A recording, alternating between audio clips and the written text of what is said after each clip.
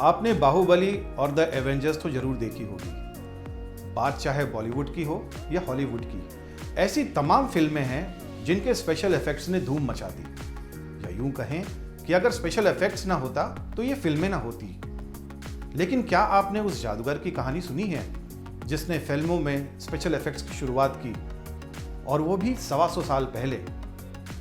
नमस्कार, जी मीडिया में आपका स्वागत है। मैं मोहित सिन्हा।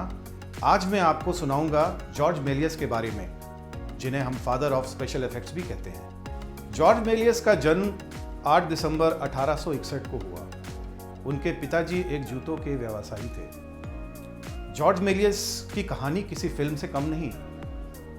बचपन में उन्होंने अपने पिताजी का हाथ बटाना शुरू किया, जूते सिलने लगे। उसके बाद एक बार अपने बिजनेस के सिलसिले में वो पेरिस से लंदन गए। लंदन में उन्होंने जादू का एक शो देखा। जादू उनके सर पे ऐसा चढ़ा कि उन्हें लगा कि बस अब उन्हें जादूगर ही बनना है। वो वापस पेरिस गए और जादू का शो दिखाने लगे। उन्होंने एक हॉल भी खरीद लिया जहां वो और उनकी पत्नी रोज जादू का शो दिखाते, और उनके जादू के करतब भी बड़े अजब गजब होते थे। वो कभी किसी प्रोफेसर का गला गायब कर देते, कभी सर गायब कर देते और तरह तरह के स्टंट्स करते। फिर एक दिन उनके जिंदगी में एक बड़ा मोड़ आया। बात 1895 दिसंबर की है। ल्यूमेर ब्रदर्स की फिल्म देखने वो गए। वो फिल्म देख के वो हैरान हो गए। उन्हें लगा कि इस फिल्म में तो वो अपने जादू के करतब शामिल कर सकते हैं। फिर क्या था, उन्होंने ल्यूमियर ब्रदर्स से उनका प्रोजेक्टर मांगा, कहा कि मुझे बेच दो। ल्यूमियर ब्रदर्स ने इसके लिए मना कर दिया, लेकिन वो हार कहाँ मानने वाले थे। जो सनक चढ़ गई थी उनके सर पे, उसी के पीछे वो लंदन चले गए और वहाँ उन्होंने एक सिनेमेटोग्राफ खरीदा। सिनेमेटोग्राफ में कुछ मॉडिफिकेशंस किया, उसे पेटेंट कराया और एक कैमरा बना लिया जिसका नाम उन्होंने मशीन गन रखा।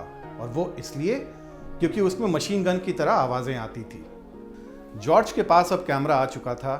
फिर क्या था, वो फिल्में बनाते गए और 10-12 सालों में करीबन 500 फिल्में बना डाली। उनकी फिल्में 50 सेकंड से 1 मिनट की फिल्में होती थी और उसमें जादू भरा होता था। वो कभी किसी को गायब कर देते, कभी किसी को बादलों में उड़ा देते। उनकी एक बहुत फेमस फिल्म रही 1902 में बनी a trip to the moon. इस फिल्म की खासियत ये थी कि इसमें कहानी इंसान के धरती से चंद्रमा पर जाने और वापस लौटने की थी। अब आप देखिए कि हवाई जहाज का इन्वेंशन राइट ब्रदर्स ने 1903 में किया, जबकि यह फिल्म 1902 में बनी थी। और उन्हें एक इमेजिनेशन था कि रॉकेट कैसा हो सकता है, और उस रॉकेट को बनाने के लिए, उसका मॉडल बनाने के लिए जॉर्ज ने तकरीबन 10,000 फ्रैंक खर्च किए। यह फिल्म एक बेंचमार्क सिद्ध हुई। पेरिस शहर के बाहर जॉर्ज ने एक स्टूडियो खरीदा जिसकी दीवारें और छत कांच की थी, और वो इसलिए क्योंकि उन दिनों ये सबसे बेहतर विकल्प था। जॉर्ज फिल्में बनाते, साइंस फिक्शन बनाते, उसमें जादू डालते, उसमें कॉमेडी होती, और यही नहीं, वो फिल्म के फ्रेम दर फ्रेम रंगते जाते। उन्होंने एक फिल्म बनाई थी द इम्पॉसिबल वॉयज, जिसमें कुछ फ्रेम्स रंगीन भी थी, और फिल्म की कहानी थी कि सूरज एक चलती ट्रेन को निगल जाता है। 1909 में जॉर्ज ने अचानक फिल्में बनाना बंद कर दिया। 1910 में उन्होंने यह काम दोबारा शुरू किया, लेकिन तब तक दर्शकों की पसंद बदल चुकी थी। लोग अब उनकी फिल्में पसंद नहीं कर रहे थे।